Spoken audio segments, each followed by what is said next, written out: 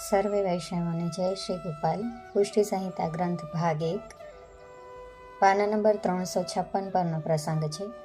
શ્રી ગોપાલ લાલના નિજ ભવનનો અલૌકિક વૈભવ. બોલ શ્રી ગોપાલ લાલ કી જય. પ્રભુજીએ જે પ્રથમ પરદેશ પધારીને જે સેવકો કર્યા હતા તે સેવકો આપના જુગલ સ્વરૂપના દર્શનાર્થે શ્રીમદ ગોકુલ આવી રહ્યા છે. તેઓના તન મનના તાપ આપ શ્રીના દર્શન કરતા માત્રથી તેઓના તાપનું શમન આપ શ્રી કરે છે. સર્વ સેવકજન ભેટ ધરી ચરણ સ્પર્શ કરી પરમ આનંદ પામે છે. આપ શ્રીના મંગલ યશના ગુણગાન કરે છે.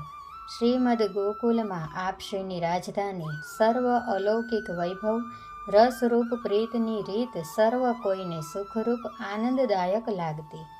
શ્રીજીના નૂતન નિજ ભવનની શોભા સ્વર્ગના ઇન્દ્રની શોભાથી અનેક ગણી સુશોભિત સુરમ્ય મનમોહક આહલાદક જનક હતી. તે અલૌકિક વૈભવ વિલાસની સરખામણીમાં કોઈ તેની તુલના કરી શકે તેમ નથી. નિજ ભવનની શોભા અને રચનાનું વર્ણન શું થાય? મહેલ, અટારી, ઝરોખા, બેઠક વગેરેમાં સુંદર કલાત્મક પંચરંગની ચિત્રકારી ચિતરવામાં આવી છે. મખમલ ચંદ્રવા શોભી રહ્યા છે. વિવિધ પ્રકારના વસ્ત્રોના બિછોના ગાદી તકિયા પર સુશોભિત દિશે છે. સર્વ શોભા મૂર્ત સ્વરૂપે બંને હાથ જોડીને ઊભી ઠાડી રહી છે. આ શોભાને નિરખતા મન્મથનું એટલે કે કામદેવનું પણ મન મોહ પામી રહ્યું છે. સુંદર કનકજડિત પાટ ઉપર વિવિધ પ્રકારના બિછોના બિછાવી આપ શ્રી બેઠકે બિરાજી રહ્યા છે. કંચન મણિજડિત આભરણો શ્રી અંગ ઉપર ધારણ કર્યા છે. તેની અલૌકિક કાંતિ સર્વ કાંતિને શોભાવી રહી છે. દશો દિશાઓથી દર્શન કરવા નિમિત્તે નિજજન આતુરતાપૂર્વક આવી રહ્યા છે.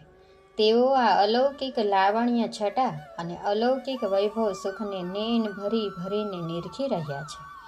પુષ્પની વૃષ્ટિ કરતા પોતાના મનમાં અતિ આનંદ પ્રમોદિત થઈ રહ્યા છે.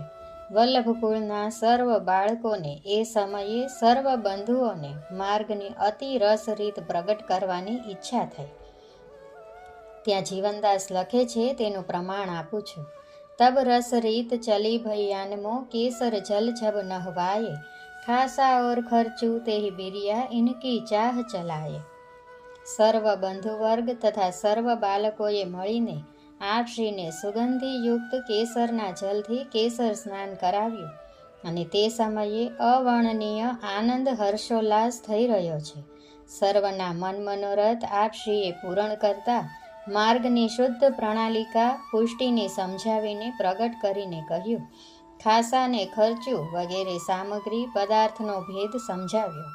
ખાસા એટલે કે શ્રીજીના અર્થે વિનિયોગમાં વપરાતી વસ્તુ ભાવ સામગ્રી વગેરે પદાર્થ અને ખર્ચું એટલે કે સેવક પરિચારક વગેરેને સેવા સમયે ઉપયોગમાં વપરાતી વસ્તુ અથવા તો પદાર્થ તે બંને ન્યારા છે.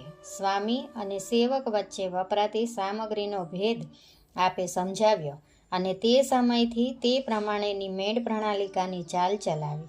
તે જાણીને સર્વોને વિશેષ આનંદ થયો. અહીંયા પ્રસંગ 4 પૂરા થાય છે. આ પ્રસંગ અહીંયા પૂરો થાય છે. મારી કંઈ ભૂલચૂક થતી હોય તો દાસના દાસ જાણીને ક્ષમા કરશો. સર્વે વૈષ્ણવોને જય શ્રી ગોપાલ.